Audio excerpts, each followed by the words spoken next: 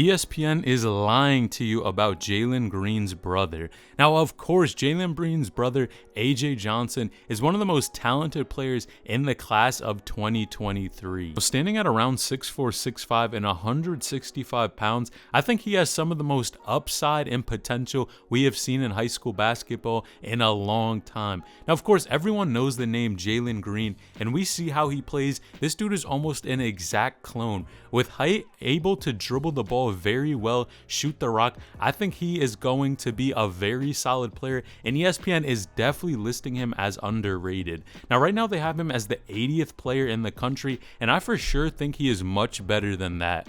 Now, with the offers that he have really point to this, because he has offers from schools like Kansas, Louisville, Miami, Texas Tech, and you have to be a super solid hooper to be playing with one of these college teams. Now, of course, just that height and athleticism alone really separate him from a lot of people in his class. But what's crazy enough is that this dude not too many months ago barely had any offers and was really flying under the radar like crazy. And that's why I think personally his stock is going to skyrocket like crazy. You guys see how well Jalen Green is doing in the NBA, and of course with him having so much potential and being a very similar build, I think AJ Johnson can find a lot of success in his senior year and as well in the college level.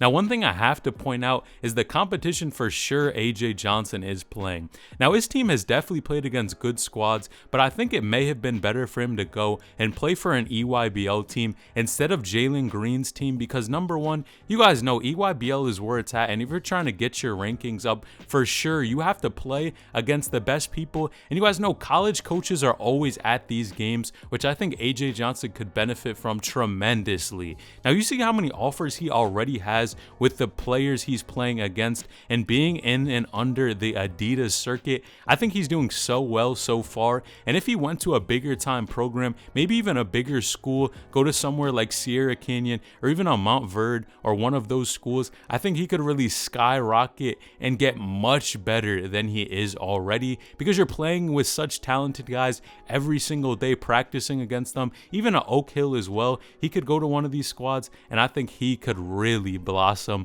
But clearly ESPN has his ranking wrong for sure. Now, did you know Mac McClung, one of the most popular high school basketball players, just exposed the G League? Well, click this video on the screen because you won't believe the news.